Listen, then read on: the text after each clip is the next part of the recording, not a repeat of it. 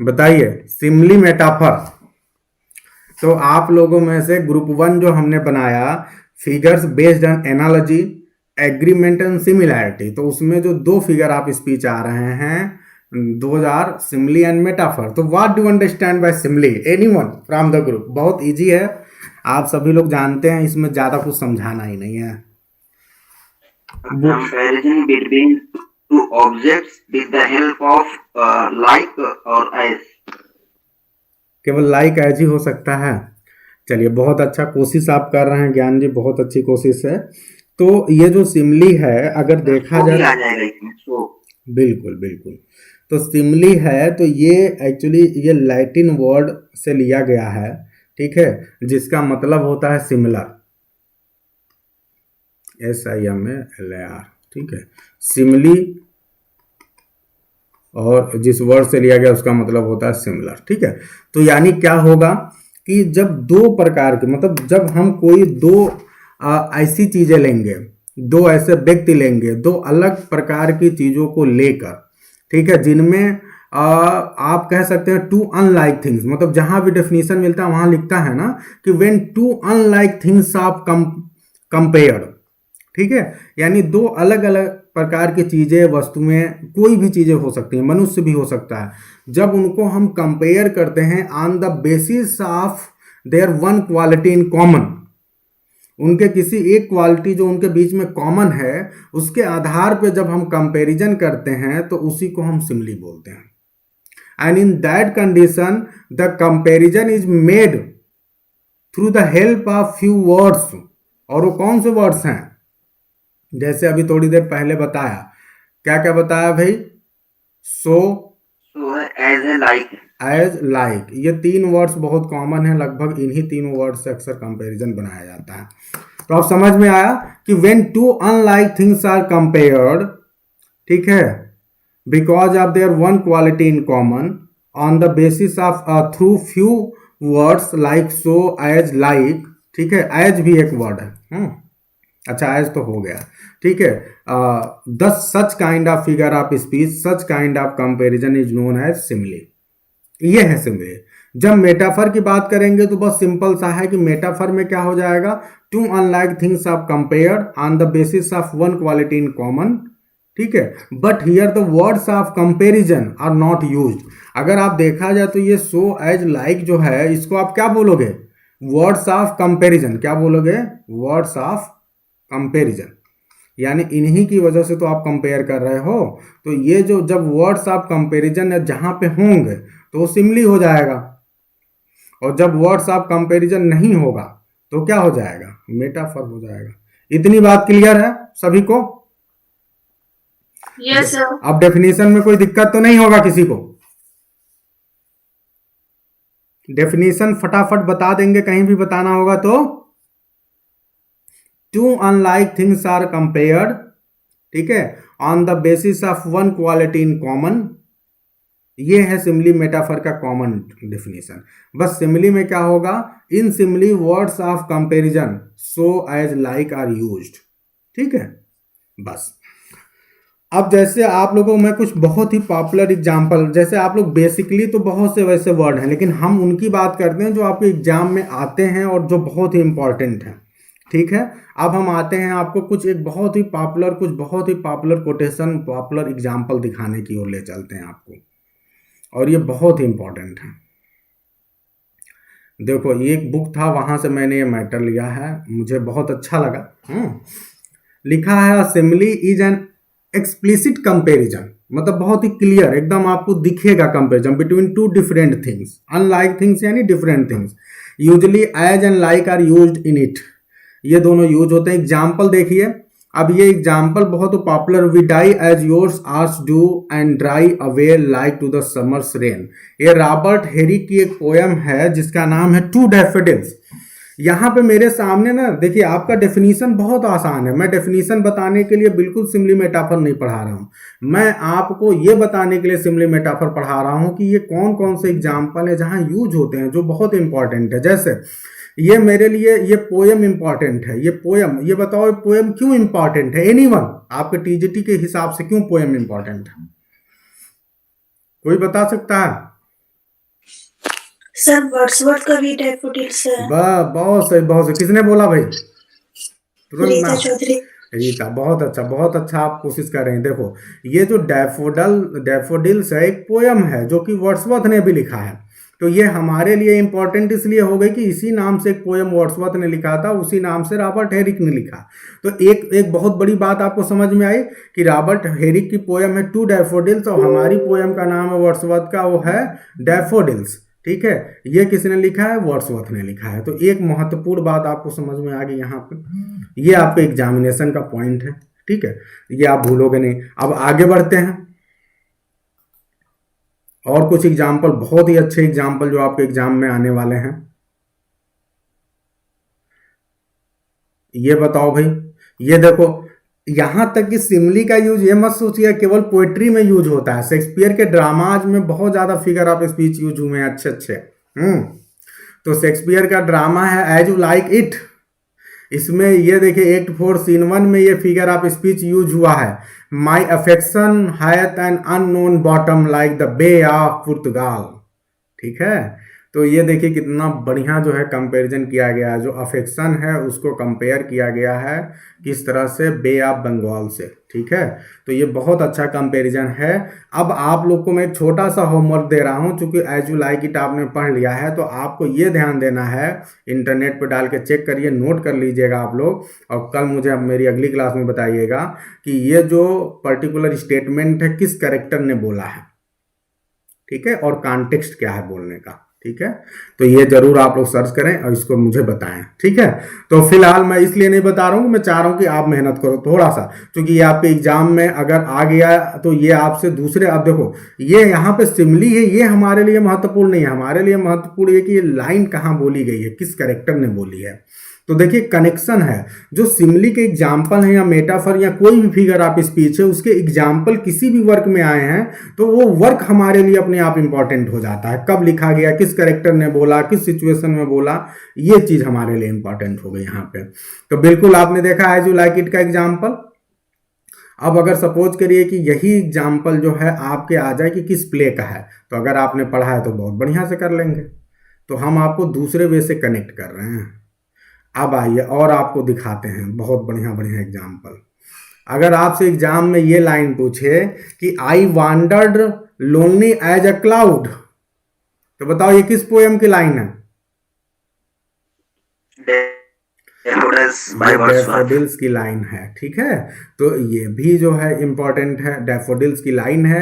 ये figure of speech है, लेकिन ये लाइन बहुत इंपॉर्टेंट है। ये कभी कभी ऐसे एग्जाम में दे देता है, और ये भी पूछ सकता है आपसे कि who has written this particular line, तो भी आपको पता होना चाहिए वर्ड्सवर्थ किस पोएम में आया, डैफोडिल्स में आया।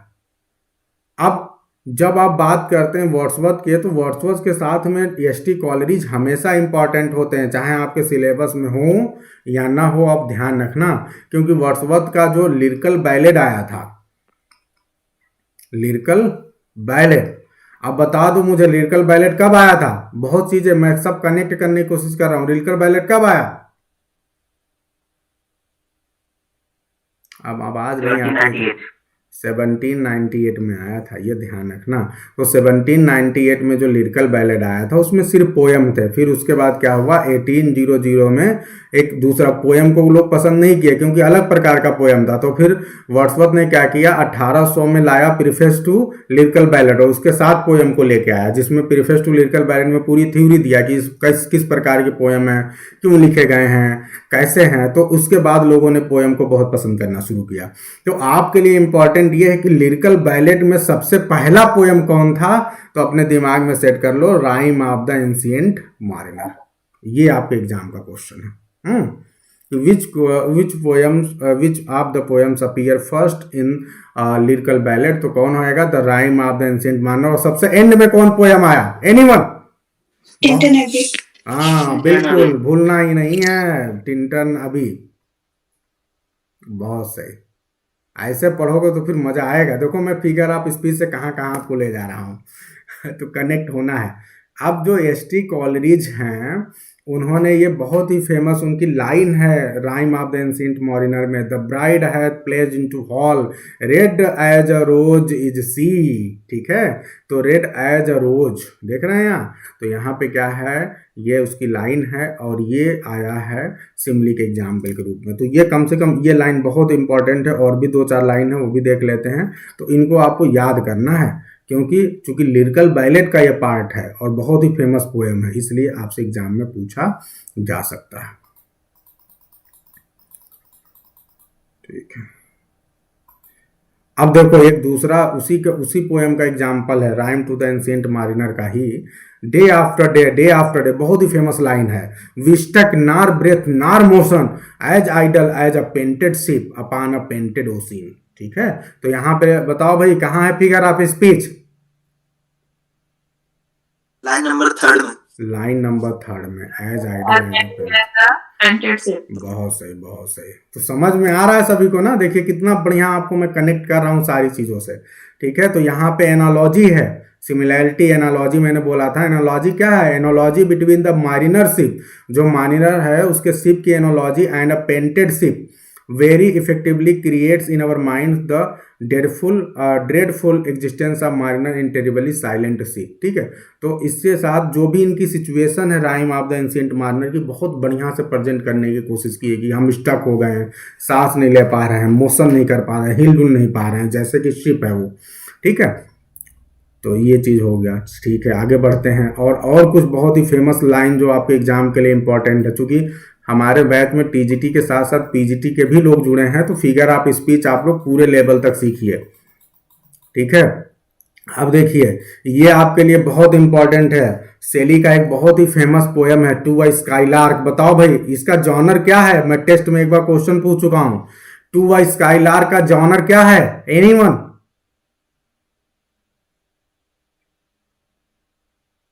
भाई ये पोएट्री का कौन सा टाइप है? ओड है, लिरिक है, एलिजी है, हाँ पास्टोरल एलिजी है, बैलेड है, क्या है?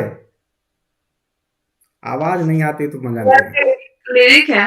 लिरिक है, सीख बोलना है ना? बहुत सही, बहुत अच्छी कोशिश सुनीता जी। अब देखो ये इसकी लाइन बहुत ही फेमस है, लगातार एक के बाद एक सिमिली यूज किया गया है। Like a star of heaven in the broad daylight, thou art unseen, but yet I hear my shrill delight। ठीक है, like a poet hidden in the light of thought। बहुत बढ़िया बढ़िया एग्जाम्पल। और एक के बाद एक इन्होंने सिमली का एग्जाम्पल यूज किया है। मुझे लग रहा है बहुत अच्छी जबरदस्त सिमली इस पोएम में यूज की गई है। आगे लगातार आप देखिए, लगातार सिमली मिलेगा इसमें, कई लाइन्स है। देखिए, like a high born मैडन in a palace tower, like a glow warm golden in a dwell of dew, like a rose embowered in its own green leaves। देख रहे हैं सिमली को बहुत बढ़िया से जो है प्रेजेंट किया गया इस पोएम में, और इसको तुलना की गई है स्टार से, स्टार की जो लाइट होती है उससे। आगे बढ़ते हैं, और उसके बाद और भी कुछ बहुत ही फेमस एग्जाम्पल्स, आप बिल्कुल इतने एग्जाम्पल आपको बता दे रहा हूं कि इससे बाहर आपके एग्जाम में नहीं आने वाला है।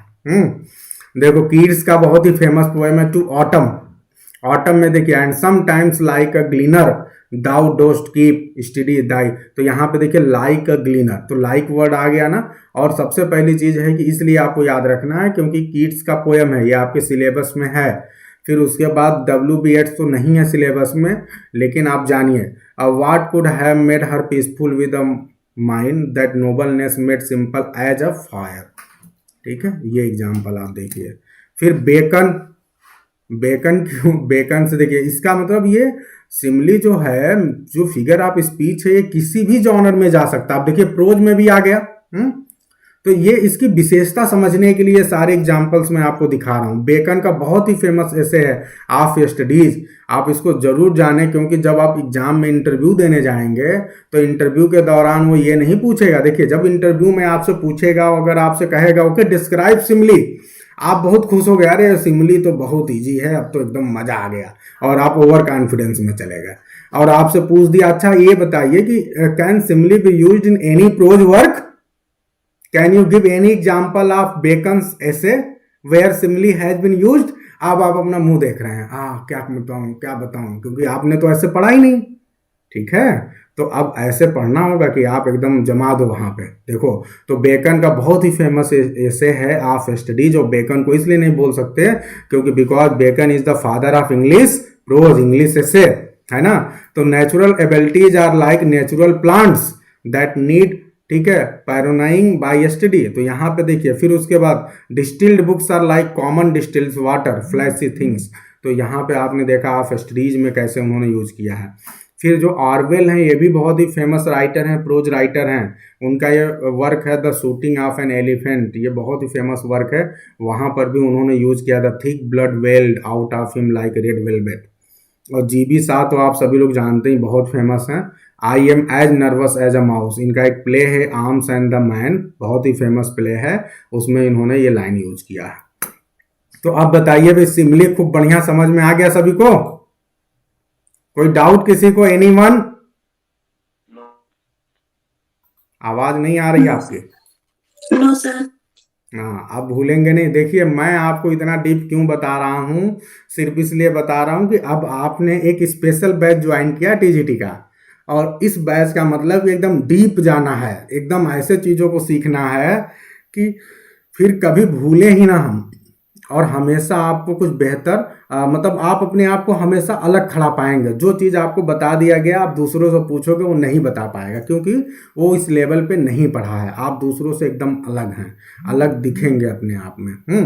तो चलिए, सिमली के एग्जाम्पल हमने ढेर सारे देख लिए हैं। मेटाफर पे हम कल बात करेंगे, क्योंकि मेटाफर कल जब हम बात करेंगे ना तो मेटाफर भी पढ़ेंगे। फिर एक होता है एक्सटेंडेड मेटाफर। अब ये बहुत अच्छे अच्छे एग्जाम्पल हैं, मेटाफर, फिर उसके बाद एक्सटेंडेड मेटाफर, और आज हम आपसे इपिक सिमिली पे भी नहीं बात कर पाए, क्योंकि आज हमको बेसिक भी चीज़ें बतानी पड़ी ना, तो इसलिए हम नहीं कर पाए इपिक सिमिली। तो ये तीन बहुत इंपॉर्टेंट है, कल हम इनको पढ़ेंगे, और साथ ही साथ हम जो है एक कंपैरिजन भी देखेंगे। कंपैरिजन देखेंगे किसके किसके बीच में? सिमिली एंड मेटाफर के बीच में, ठीक है।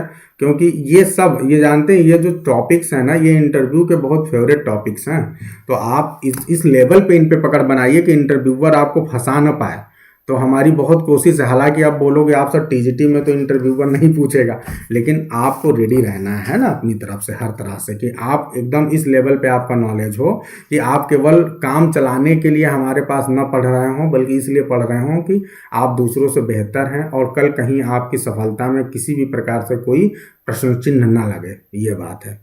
और हमने बहुत से लोग को देखा कि वो एग्ज़ाम क्वालिफाई कर लेते हैं, लेकिन अक्सर क्या होता है कि लोग उनकी मतलब उनकी सफलता पे शक करते हैं। हमसे कई लोग ऐसे मिले हैं, कहते हैं अरे सर वो तो बोलता है कि अरे इसको कितना आता था, ये बताओ इतना बड़ा सफल कैसे एग्ज़ाम क्वालिफाई कर लिया, ये वो, हम लोग को तो इतना आता था।